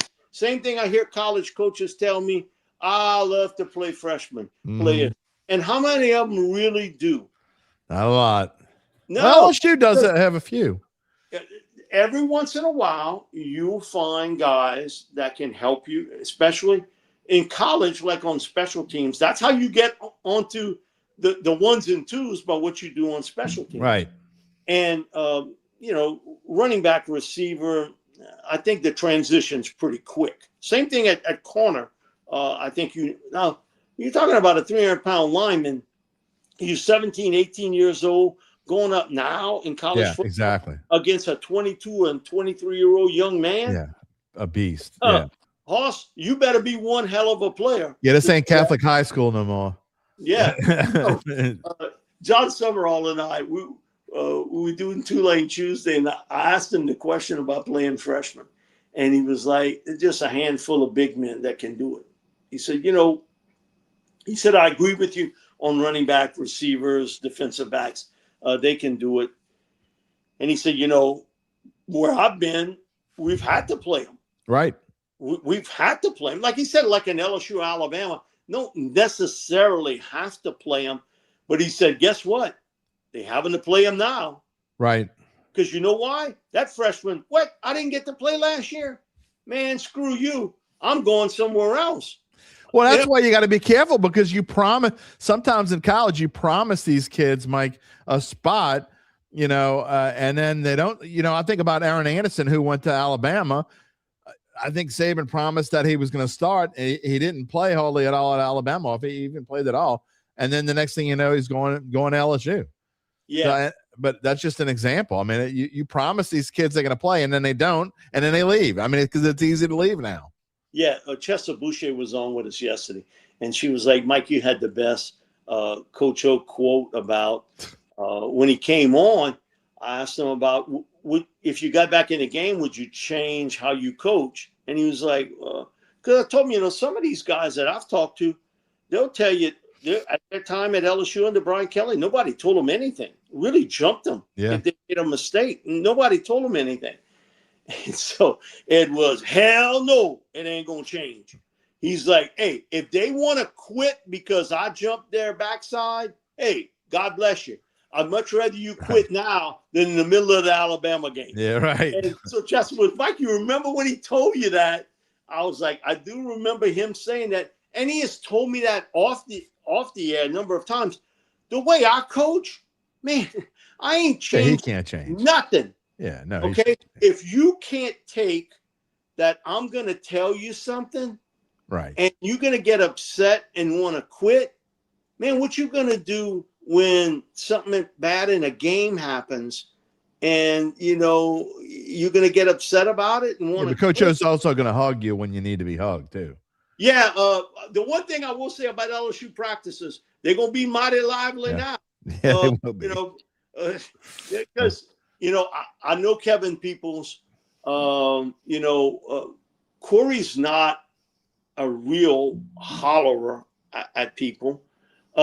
Blake Baker a little bit. Sterling Lucas, I know him through basically Pete Jenkins. One thing I do know about Coach O, he's loud, and that ain't never gonna stop. You're gonna hear that voice, and it's you're gonna hear everything sort of shake. Yeah, but Mike, you can understand him. Not everybody can understand Coach O. I mean, you grew up with him. You can understand. Well, Mason Smith told me this. He was like, all these other coaches were telling me, you're not going to understand Coach O when you go to LSU. He said, man, I understood him when he jumped. He's like, man, that was no mistaking when he jumped me. I understood him really well. Yeah. But for Mason, who's a super intelligent guy, that's funny. And he's sort of a dry sense of humor. It was a great comment from him that, I understood him. And he Get said, your ass off the field. I understand that. He got knocked down one time, and Mason told him, he was like, hey, you ain't playing Central Lafourche. Get your ass back up. And so I said, no, he take that shot at me. Exactly. That Central Lafourche shot. And so Mason tells me, Mike, no one else on defense ever told me anything after he left until the final 5 or 6 games of the year, and they brought in Pete Jenkins. And he said, Pete, he said, man, for an old dude, he was in his 80s. Yeah. He said, man, at first everybody was, man, this old man jumping me. Right. Man, that old man's aggressive. And I don't want to have to tangle with him. Exactly. Exactly.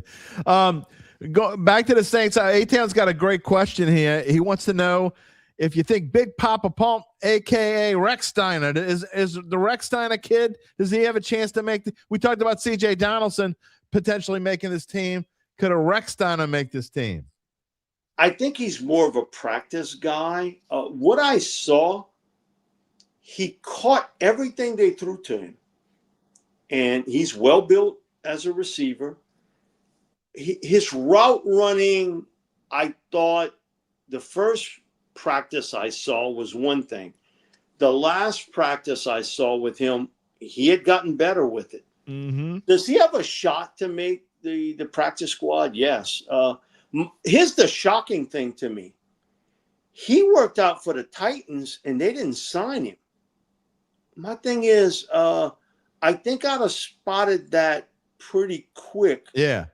That guy can catch the ball. He's really sure-handed. That jumped out to me, is that he doesn't let the ball get close to his body. It's here. Right. And I like to see that with a receiver. Jordan Tyson, okay, it's so easy for him. Everything is outside the body part. And, man, you can tell how skilled he is in that ability to make that catch away from his body. Barry and Brown, there is some this and this with him. Sometimes, man, he let that thing get right into him. Now, he caught most of the throws that I got to see. The ones he dropped, off the chest. Neil Adams. Mike says, Mike Detillier, old partner, I hope to see you soon. How many players? In a while. How many players you think are coming out too early for the NFL, or is the NIL, is that being a deterrent to keep them in school? No, I think it's really been a godsend for colleges to keep them in school. Man, Neil, I remember when they had people fighting to get out of college to go in the NFL. Now you got guys fighting to stay in college. Chambliss was one of them. Exactly. He was fighting. And I am assured of this. I really believe it. Had he declared he's coming out, somebody at the end of round 1 would have picked him. Yeah. Probably. Somebody would have made a move. And I got asked this before. If you could pay to see one guy, and I guaranteed you he would be healthy all 12 games, who would you pay to see in college football this year? I said, man, that ain't even a thought. Trinidad Chambliss. That dude can flat out play. And he had a Sugar Bowl that's on Mount Rushmore. He did. That and this time last year, nobody knew who the hell he was. And to think where he came from and how he was able to make it work. But no, Neil, I think it's really the opposite. It's keeping players in because you're getting paid. Now, if you're assured of being a first-round pick or even a second-round pick, it's hard to turn down that NFL money. But the shocking thing to me was Dante Moore, who would have been the second overall pick in the draft. To stay at we're school? About $40 million. Yeah. He decides to stay. Now, I do know this. Phil Knight got a lot of money, but he ain't paying him $42 million. Right. Exactly. That surprised me. Now, maybe he didn't want to play for the Jets was part of the problem. Yeah. And I can understand that part also. But what happens if you come out next year's draft and they got the pick? And it's the Jets again. Exactly. Very well could be. It ain't gonna be a good team. I look at Aaron Glenn. Be the Cardinals. And my thing is, I feel for Aaron. I got to know him when he was here. Good dude. But he's way over his head in New York. Yeah, well, and that's look, management down. And we were talking, right after the season when it wasn't going to be Rizzi or whatever, and we were like, who's it going to be? It's going to be Aaron Glenn. And you're like, Aaron Glenn was a lot of people's first choice to come here, and ended up, I guess, kind of nothing against Aaron. I agree with you. I think he's a really good coach. I just think that maybe it all worked out that Kellen Moore learned so much last year, and I think he's going to be the right answer for this football team. I hear it too about Brandon Staley. About this great coordinator. Yeah, if the Saints have another huge season on defense, he's going to lead to be a head coach. My thing is, where? Yeah, he already had. I mean, he was not a good head coach. What you saw of him with the Chargers, I think in today's world, owners, general managers, they want the hotshot young offensive. Yeah, right. No. So that's like Mike McDaniel. I don't think he's going to get another shot, even if he's a good coordinator. And so I understand the some logic behind that, but I think they hit gold with Brandon Staley. I think he's a tremendous defensive coach, and he squeezes all the vitamin C you can out the orange. The one orange I want to see him squeeze on, though, is Tyree Wilson, because you're talking about the 7th overall pick in the draft. Always was a great athlete. Somebody sent it to me before I had a chance to look it up. The breakdown I had, it was the last year I did the draft book. And they were like, Mike, this is like you called this before he got picked. And I'm like, I could see there was some technical skills with him that was going to be difficult. He beat everybody on a speed move, and then he used the speed to turn into power, and he got the guy. Right. But he was never a great technician at Texas Tech. He beat you because he was much more athletic, gifted. Can Bo Davis and that group with Coach Rogers and Stan, can they squeeze that orange? Because, man, you've hit if that's the case. But I got to see it, because there's some technical issues with him. And even watching him in OTAs, and Bobby and I were talking about this, he said, Mike, you're right. Everything's high with him. Man, if I'm a shorter offensive lineman, I get under his pads. Yeah. I just stall him. So let's see what happens with Tyree. He's an intriguing player because athletic talent and ability, he's got that. They're going to give him a chance. I mean, he's definitely going to get a chance to do it. By the way, UBN, that might be the first time I've ever used Mike McDaniel's real name on the show. And for those who don't know, the regulars know, but I always call him Coach Gucci. I actually use his real name today. You started on the defense. I want to ask you before I let you go. Is this the year that Chase Young? I mean, we already saw that play against Tennessee. One of my favorite plays all time on defense. Chase Young just stripping the ball out of Cam Ward's hand and scoring a touchdown there. But is this a year that Cam Young becomes the player that we thought? Does he take that next step into becoming the elite pass rusher that people in the NFL thought he was going to be when he came out of Ohio State? Jim, what was crazy is we heard so many of the players talk to us about he's become a leader. Yeah. He's become a real leader. He likes it here, doesn't he? On this team. He enjoys it here. Athletically, nobody ever questioned that part. It was his play against the run. Because I always thought he was one of those guys, line up, man, I'm getting after the quarterback. Okay, that's what I'm going to do. I thought he played against the run much better last year. He held his point better. But he's always, for me, been a power player, not necessarily a speed player. He's a power player that can turn power into closing speed. We saw it last year. I think he again progresses with that ability to do it. But what I didn't realize was how many of the players talked about his leadership skills. Right. And I think he's got the ability to say, nothing's given in this league. You know why? I was the second pick in the draft. That team traded me to San Francisco. 49ers let me kind of loose. I come here with the Saints. I was the second overall pick in the draft. And I think he can relay that to young players. And I think they understand that. They understand it's not going to be easy. Most of them do. Now, some of them don't. Some of them, man, they think they got the world by the teriyaki, which that doesn't happen. And so for Chase, it wasn't necessarily the fall. It was the get up, dust your pants, get back up. And look what he's turned into.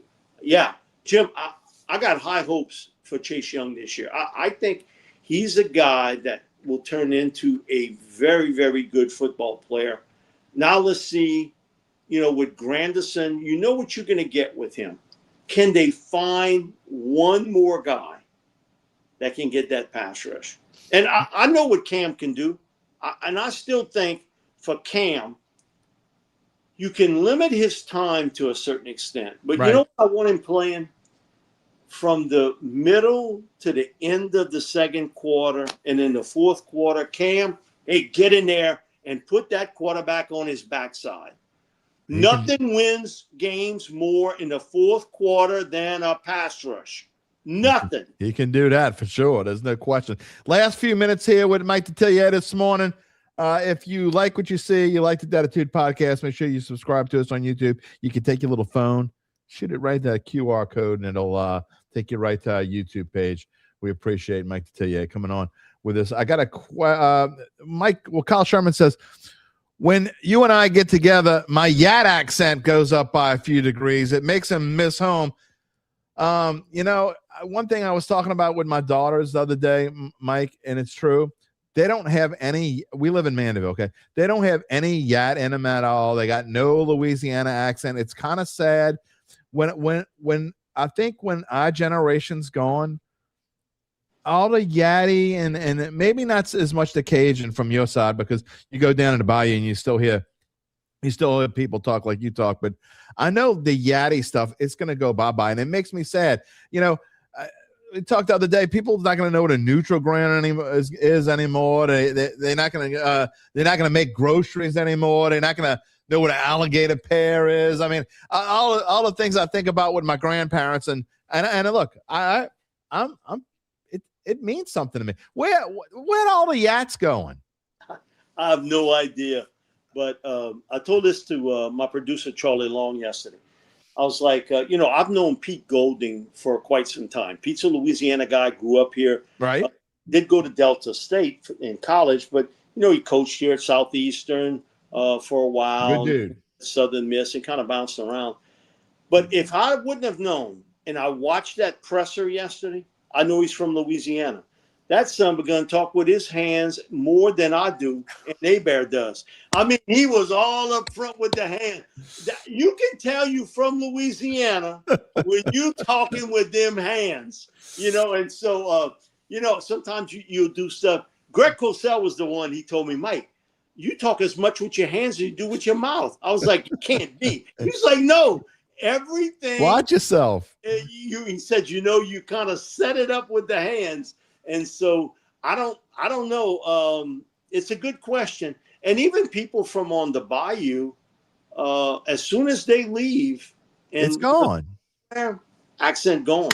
It's sad. It really is. It's okay. Like, would you know my daughter is from the bayou listening to her talk? No, not at all. I mean, it's funny when I first met her, and I'm like, this is Stephanie Detillier. I'm like, you don't sound like your daddy. Yeah, for sure. All right, Mike, before we let you go, I do want to ask you one more question about the defense. We kind of talked about the defensive backs a little bit. I know obviously the depth there is an issue, but I want to touch on Caden Ellis, and he's an interesting guy coming in here. He gets the same deal maybe that Demario Davis got with one extra year. I mean, this void that he's coming in and having to fill, I mean, nobody's going to think that he can't be Demario Davis from the leadership role. I mean, you're talking about maybe a top 5 or 8 all-time leader on this football team, Demario Davis. That's where you're going to miss him, I think, the most. But how can Caden Ellis come in and fill Demario Davis's shoes, or can he try to? Okay, you're not going to be Demario Davis. You can just be the best Caden Ellis you can be. I think you will see them use him more as a blitzer coming off the edge. And one of the things I see more and more is that linebackers start on the edge and they gradually move and they kick inside. So the guy that's got to pick you up is the guard. And so trying to get around that. And what you try to do is form a teacup. Right. Okay, because you have 2 edges, and then you got that one guy that sneaks in inside and catches your quarterback. You see more and more of that in professional football, and you also seeing it in the college ranks the same way. Indiana did a lot of it. Miami does a lot of it, where they'll either use a linebacker or a safety, and he starts outside and he gradually moves in. Man, what? That guard, he ain't blocking me. So the 2 edges converge. That quarterback steps up in the pocket. I got another dude there.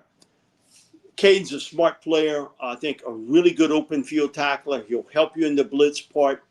It's unfair to him to compare him to Demario. Demario, I don't know if I'd put him on Mount Rushmore, but if that was the 5th spot, he would be there. You could definitely see him there. 5th spot. Was that good of a player, leader, everything that you wanted. And I understand why he left to go to New York. It gives him more opportunities away from the field when the career ends. But Caden Ellis is a really good football player. Really, really good. Here's the intrigue for me. I think that spot that he's playing, that's where Danny Stutzman would be best suited. What did they do with Stutzman, who I think is a really good player? You got Pete Werner on the other side, and how they use the 3 linebackers this year. And that's definitely a question. Sort of works out with the 3 of them. And so I'm a big fan of Caden Ellis. I think he's a heck of a football player. I think, you get it like I do. You can't compare him to Demario. I mean, Demario was a special guy, great leader. Caden, just do the best you can of being Caden Ellis. Yeah. Okay. That's all I would ask of you. I don't want you to fill shoes that you aren't going to be able to fill. Just you do the best you can, and other people see your play and see how you bust your ass out on the field.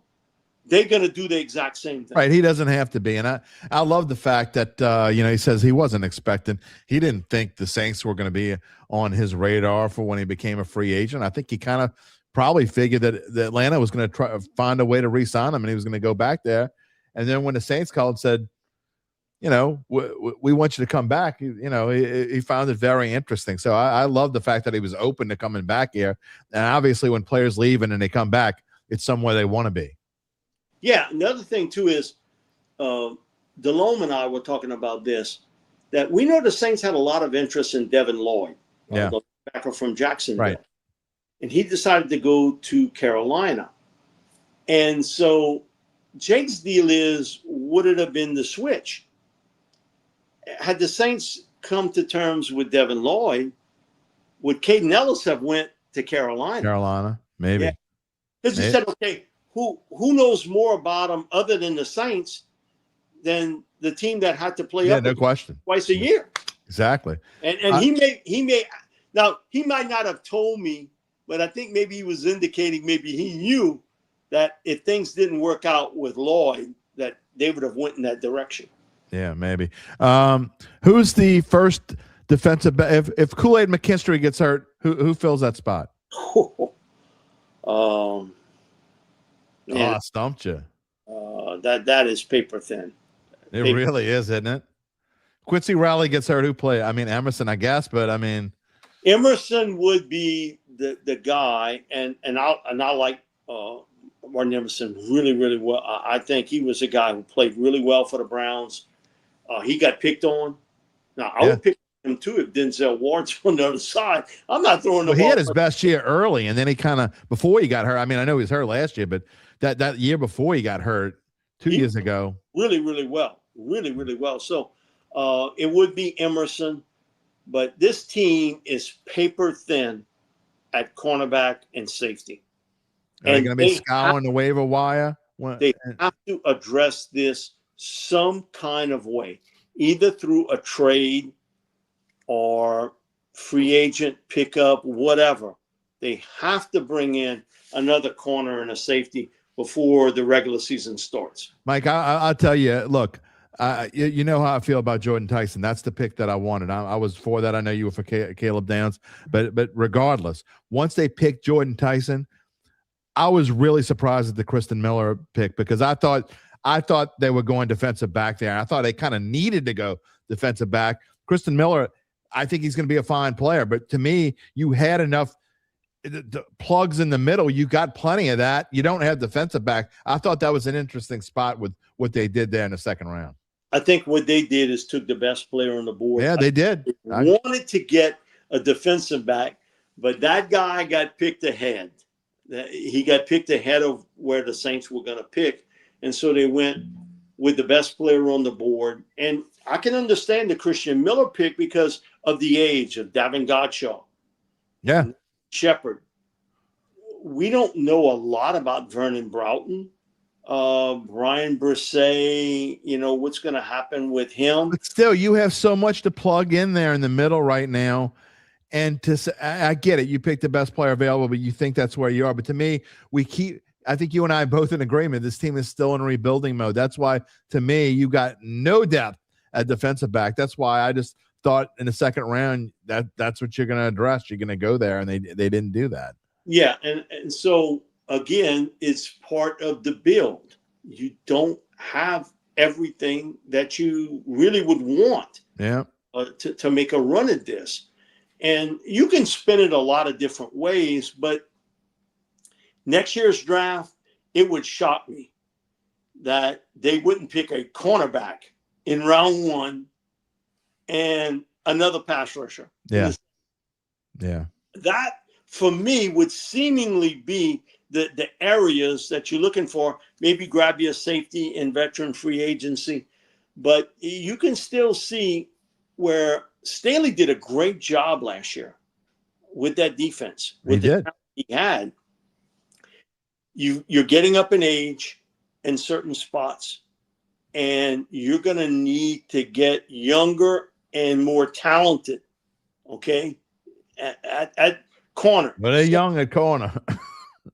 They're young. Look, I think Blackman's going to have to kind of fill a role. I mean, he's going to have to be a hybrid, Mike. I think he's going to kind of have to do both. I don't think you have a choice that Blackman's going to have to. The thing with Julian's never been talent. It's always been, can he stay healthy? Yeah. No, well, we saw that last year. Back years with the labrum, and he tried to play through it the year before, And Rick Venturi had called me. And he was like, Mike, he's a hell of a player, but he was playing with one arm. Yeah. He said, man, his tackling was adventurous. Yeah. When you playing with one arm out there, but he said, man, he was such a warrior that he did not want to have the surgery. And then this year, last year he gets it, and there was no choice. He had to Right. have. Well, I'm going to say this, Mike. We've kind of changed the format of this show, and I have shorter segments, but I can't do it. When you come on, I just got to let you say whatever you want to say.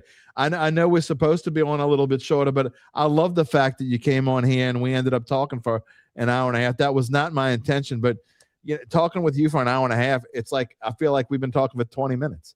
So yeah, something like that. My wife doesn't care for it. I live close to the golf course, so a lot of people come by. Hey, I'm just talking to Mike for a few minutes. And like you said, 2 hours later, they're still here. Yeah, like, okay, this is kind of the way station. They'll come here, they'll come talk to you, and let me tell you about this and that. And like she says, one leaves, and then somebody else is back over here. Reminds me of Joe Clark lived not far from me, passed away a few years back. Joe coached in the NFL almost 50 years, major college football in the NFL. And he'd come right after lunch, and he would, I'm going to just come talk to Mike for a few minutes. And so he walks in, and my wife was doing taxes full time back then. And she comes back at 5:30, and Joe's still here. We watching TV, man. We got the clicker watching film of this player and that player. And he was like, I'm sorry, my little bit of time turned into 4.5 hours. When we start talking, it just, I'm gonna, like I said, you spent all them years with A-Bear, and A-Bear just stole the show. So when you get a chance to talk, you get, you Mike, you just jump in when you want to. I was like, what? When I want to. Well, Mike, that's why I believe I know you talk about retirement. You think I know that you have in your mind you're gonna retire one day. You can't retire, Mike. You can't. You got to stay on till you just physically can't stay on no more. That may be the case because I retired from one profession, and this was 8 years ago. I swore. I told my wife I'll never take a full-time job again. During the football season, I was busy, and we financially secure and everything. So, and then you get that call, and it's, can you come on full-time? And I'm like, oh hell no. And then they start talking, and finally, my wife, she let me make that decision all by myself. She was like, finally, take it. You are absolutely aggravating over here that you suck sometimes, and she was like, take the job. You've been offered enough jobs. Take the one at WWL. I'm like, okay. And so, it's turned out great. I enjoy it. I enjoy talking to the different guests we have on, to people that call in or text or whatever. I enjoy that part of it, and so I may retire one day, but it ain't gonna be soon. Yeah, well, you and me both, brother. I mean, I ain't going anywhere anytime soon. Not only because I can't, but I don't want to. I mean, when I got laid off and I just doing this show at first, and I didn't have enough sponsors, I wasn't getting enough freelance yet, and I had some time in the very beginning when I first got like November. I'm like, what the hell am I going to do with myself? I mean, we work. That's what we do. I mean, so I wouldn't know what to do with myself. Until they tell me, I hear everybody talk about retirement. Yeah, what does that mean? And it is great to a certain extent. And we did travel, and we had a good time and everything else. But okay, we on vacation. I'm there like 3 days, and exactly. I'm like, what the hell am I doing here? And she was like, you miserable exactly vacation. Because you're not talking about football. And so, and the other thing too is you go different places, and you'll have somebody sort of double take, and you might tell you, yeah, okay. And most people are very nice about, especially if you're eating. Hey, I enjoy it, whatever. And then they got some, they come to the table, and it's almost like pull the chair out so you can sit. So I know you're going to be here a while. Earl says we need hobbies. I got hobbies. I just prefer to talk about football. What? I live right across from the golf course. I could do that. Would bore me to death too. Yeah, exactly. I mean stuff that get me in trouble. Yeah, exactly. What you want, or right. I get it. And some people they love to go. Man, my dad, when he retired, he had a huge garden and he enjoyed that. Right. Relaxed him and everything. I am bored stiff. I hear people, I love to cut grass. And my thing is, what? Tell me that one more time. I never got that either. I haven't. Look, here's my confession of the day. I haven't cut my lawn in it's probably been almost 15 years since I've touched a lawnmower. It ain't worth it. Even if I'm broke, I'd rather find the money somewhere and pay somebody to cut my lawn. It's one of the few things I do. I will get on the ride lawnmower, and I've got 4 big lots. So I'll get on there and I'll cut. And people are stopping me. Hey, what you doing cutting your damn grass? I'm like, sorry. And then I got a little bit of a push, around the house and around the fencing and everything. But, there is not a time I'm outside that somebody does not stop. I'm sure. Say, what are you doing? And Bobby's on my behind about that too. Mike, they got more people that get hurt cutting grass than getting in a car. I'm like, okay, so just because you don't want to cut yours, you got Joan to do it. Don't put me in that category of doing it. But I don't like to do it. But it's good for you to get out and you get a little exercise, pushing, not riding, because that you're not getting a lot of exercise with. You get hot, but that's about it. Well, Kyle Sherman's right. He says we got a lot of for some unknown reason in this show. There are a lot of people who listen to the show while they're cutting the grass, riding their tractors. So Kyle Sherman is correct. Get yourself a tractor. You'll fit right in with the Dattitudinals. Yeah, man, listen, that riding lawnmower I got is good. So I have bought me headphones. There you go. So I'll listen. Now, a lot of times for me, I'll listen to a podcast or then I'll listen to a talk show. Maybe because I'm doing it. Maybe. I don't listen to it. I'll listen to a podcast, something I want to hear, or somebody who I think is very interesting, I'll listen to. And it doesn't necessarily have to be about sports. I'll listen to other people in different professions talk about what they do. I'm always curious for me about certain things and how they do it. Bobby's always, Mike, take those jobs about money management. Man, you know how to squeeze that nickel into a dollar, squeeze that $2 into $8, squeeze that, I was like, yeah, Bob, okay. Teach me how to do that. Time to do that, right? Yeah. Teach me how to squeeze a nickel, because I've never squeezed a nickel in my life, All right, Mike Detillier, it is July the 23rd. The season starts on September the 13th. Got to have you on one more time before the season starts, maybe early September, if you can fit it into your busy schedule. But we always appreciate your analysis and your expertise, and you are phenomenal. And I appreciate your assistance to give this show credence, Mike, because it's guys like you and the Jeff Duncans in the world that have really helped me continue the show for 525 episodes. Thank you, brother. Always enjoy it, and God bless. We'll talk to you soon. Anytime you need me, you let me know. We'll talk to you soon. Done. All right. Mike Detillier, everybody. The great Mike Detillier. I know Sav says he would love to watch game film with Mike. That'd be interesting to sit on Mike's couch or him sit on my couch and watch a game. Yeah. K-Man says good cardio. I can think of other ways to do cardio. In fact, there are, and that is not true, UBN, just because you're the big gym rat. And No, I'm not allergic to cardio. I actually enjoy it. Not in this weather. Not outside. Nola, man, I thank you for all your love, and that should join him on WWL. But I've got a job. I'm not saying I would not be open to anything, because I would be open to anything. But I don't see that happening. Never say never, right? Never say never.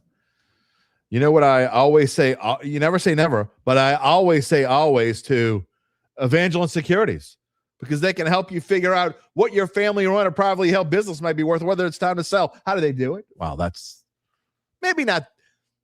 That's a really, really good question. But when you have Mike Detillier on, I don't know if you could say it's what the hell? It's the best question you'll ask all day. After their complimentary valuation of your company, if you decide to proceed, Native New Orleans and Nick Brady and the folks at Evangeline, they would begin an extensive auction process from among established private equity funds from around the whole wide world. That's right, the whole wide world. They'll maximize the return for the founder and his or her family. Evangeline Securities is the top producer on that platform. There are very few companies like them in this area, and you know what I'm going to say. 0.0 with that dedication and success. How come I want to do this? I'm getting a little. What is going on here? I got to fix the sliding. Anyway, 0.0 with their dedication and success. You know what I'm talking about. That's right. I got ADHD. They are fully licensed. They're ready to serve you. So get in touch with Nick about what's really important. And I mean really important. And it's not my yaddy accent or Mike talking like a Cajun or sitting on the couch. No, you know what's really important? The rest of your life. You can find them at www.evangelinesecurities.com. You be in with the $50 super chat. How much would it take for me? How much would it take for me to go to the gym, or me and Mike? How much would it take for me to go to the gym at 4 a.m. to work out with you? More than $50. I don't know how much. I would have to think about it and give you. I'll come ask me on Monday. But it would take more than $50 for me to get up and go to the gym at 4 a.m. Now, I'll go to the gym with you, but at 4 a.m., ain't happening. It ain't. No, man, I'm not talking about fine. I actually like both of those guys. I can't talk about. That's not cool. Like both of those guys, I've talked to both of those guys, and no, we don't want any. As someone who's been fired 4 times before and is now with the Times Picayune for the 5th time, I don't look. I even have trouble, and I've said this before.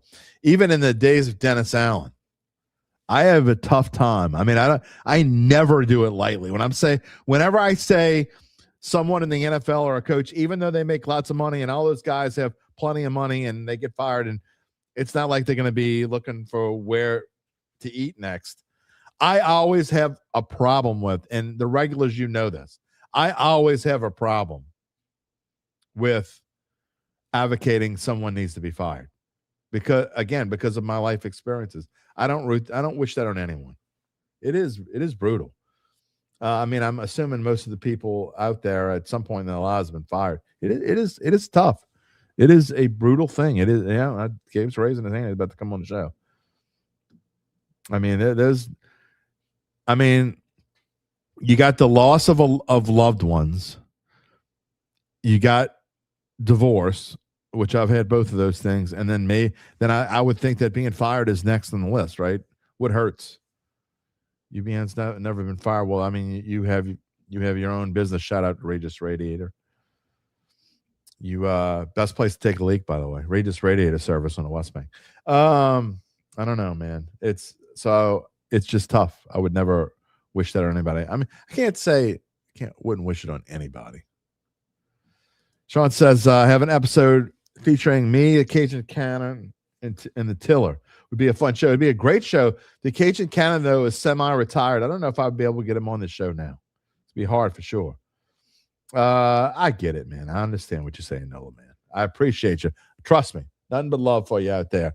Rocky says, great show. Thank you so much. All right, before we go, it's going to be a short one this time, but gonna bring him on Thursday with Gabe Henderson. Mike Detillier ate up all your time. Sorry, Gabe, but I know you don't care. To say that wasn't expected, would be a lie. Keep saying, look, I told him, I said, look, we're going to shorten the segment. It's going to be like a 35 to 45-minute segment. Who am I kidding? That ain't going to happen. You know, it's the one guest you just absolutely. It is literally the one. Do not limit. No, it is literally the one. I got to have him on a day, you know. And look, I made sure I got a meeting tonight, so I don't really have to be on at my real job until like noon or 1. So I made sure that today was one of those days that I would have on. You know, 4-hour show. It'd be a 4-hour show with me, Deke, Christian, and Mike. Yeah. Probably so. And Bobby, too. All right, you got anything good for me today on this Thursday before we go off till Monday? By the time we come on Monday, they're going to be players reporting to camp. Not just the Saints, everywhere. Yeah. How sad is it that the Panthers and the Cardinals are the two teams that have reported for camp because they're playing in the Hall of Fame game? Why would you pick the Panthers and Cardinals, by the way? I don't. I know they said there was a reason why they picked the Panthers. Who's getting is Larry Fitzgerald making the Hall of Fame? He's already in, or is he? Is this? He's making it. I think he's with Drew Brees. Okay, so and the Panthers have Luke Kuechly maybe is making the Hall of Fame. I think that's who it is. That I don't know, but probably. But I'm still saying the Saints should have been in. I mean, look, in the grand scheme of things, you're probably better off not playing in it. But I mean, Drew Brees. It's not something to ever give an ounce of thought to. If anything, to prevent injuries, you don't want to be in the Hall of Fame. That's true. You and Hart maybe could get together. He's hitting the road to Little Rock. He will be a Houston resident starting tomorrow. You should have coffee with one another. Before I let you go, let's show it because we never did close it out. We're going to close it out now. The final answer on the poll question. I got to say, I'm a little surprised. I thought number 4 would win, but I didn't think it would just be as overwhelming as it is. What is the most important thing about training camp? 76% said the most important thing about training camp is that no one gets injured. 12% of you said continued development on Shough. 6% each said the bond between Etienne and Kamara and figuring out defensive back depth. The dog was actually for 3, I think. I wonder if we replaced one of these. I would have done this. I probably would have replaced number 2. I think a sneaky underrated one, and this was my answer. I commented it earlier. I think the offensive line gelling and familiarizing themselves with one another is a very important thing about training camp. Yeah, I know. And look, that's why I thought it would be. You say that. I think the dog is definitely voting for that. The bond between Etienne and Kamara. Bark once for yes, twice for no. Nothing. Don't encourage her to bark. She'll do it more. No, I get nothing. I mean, I asked for a bark, I get nothing. All right. Anyway, so that's today's poll question. Jerry says Drew Brees was on the Tonight Show. That's once. Yes. Drew Brees was see, we got a delay. The dog's watching YouTube in the other room. I think you better go check the remote. Drew Brees was on the Tonight Show with Jimmy Fallon. Watch the replay on Wednesday night. I did not see it. I'll have to go check it out. Let's see. Oh yeah, we got. Come on, man, Jerry. He's trying to pull your chain. Don't. UBN's throwing the bait out there. And you're taking. Earl says the entire team learning to play with each other is up there. So anyway, I'm with you, Gabe. I vote for number 4, but I definitely felt that we would have had a few more. Something else. All right. For sure. One final thought. Sure. We brought it up earlier. How pathetic are the Pelicans? You brought it. Some people brought it up in the chat. I wasn't talking Pelicans today. Chat. No, I will talk about it very briefly. They are retaining 15 players that were on roster. They're not making a thing. They're waiting for anybody. You're hating. I mean, you're hating. Not hating. They're horrible. Now you're gonna be that twice for no. She barked twice for no. She does not agree. I said once for yes, barked twice for no. She doesn't agree. You're full of crap, Gabe Anderson. More than twice. I just muted the mic. I'm looking. Okay, I'm looking forward to Monday as we finish our list. 15 most important players. If you haven't figured out who 1, 2, and 3 are, you're not really paying attention. But we will finish it off 1, 2, and 3 on Monday. I look forward to seeing you then. Likewise. All right.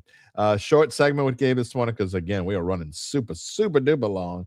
UBN, Bella is watching, but she loves me, but the feeling is not mutual. I don't hate her. Don't bring her on the show. This is not a dog show. I mean, if we ever do the show live from Westminster, then sure. Bring your dog on the show, have her loving all over you. But I don't even let my daughter love on a dog in the same room. I'm like, go in another room with that crap. I'm trying to watch TV. Come on, man. Jerry, you understand. UBN, yeah, UBN's making you go heel. Nolan man says he doesn't know what the Pelicans are doing besides pissing off the players that are already here. Right. Ryan Shea, hello there, sir. Mike D is the man. Great show, and that is a segue to us signing off. If you have not already done so, again, please give us a thumbs up, give us a like, and subscribe to the YouTube podcast. Subscribe to the Dattitude podcast on YouTube. We need as much help there as we can get. We're trying to help the algorithm. I appreciate that so many people are watching this after the fact. Again, our after the fact numbers are going way up. Our live numbers are going down. And I know you're still getting used to the 9 a.m. time frame. It is what it is. I know that you're going to eventually get used to it. Again, starting September 13th, we will be doing live shows on Sunday. So we're going to add a third show back on Sunday. The crew will be back. The Pick'em crew will be back. We may do a Pick'em maybe that Thursday before week. Who knows? Maybe before week 0 we'll do one. If not, for sure the next week, which is the season starts on a Wednesday, which is so stupid. I mean, I just noticed that yesterday. We got a Wednesday game and a Thursday game before the season starts. It's going to be interesting for fantasy football drafts because we have ours on Labor Day. There's going to be a game 2 days later. That'll be fun and interesting. You want to have Hall of Fame game pick 'em. That would be hell no. Be a hell no. Kyle training camp is upon us. Audience will be picking up. We are ready for it to pick up. We are ready to see you again. We'll be back on Monday when players are reporting to camp. That is going to do it for us for today. I want to thank today's guest, of course, the great Mike Detillier. Again, was on show for 475 by the complete coincidence. 475, 500, and 525. We're not waiting until 550 to get him on again. I want to thank Gabe Henderson, always behind the scenes. Got to come on a little bit there at the end. He doesn't care. And I can't remember your dog's name, Gabe, but the dog was giving some great answers back there. Bark once for yes. Bark no for twice. Should UBN shut his trap? Bark once for yes, twice for no.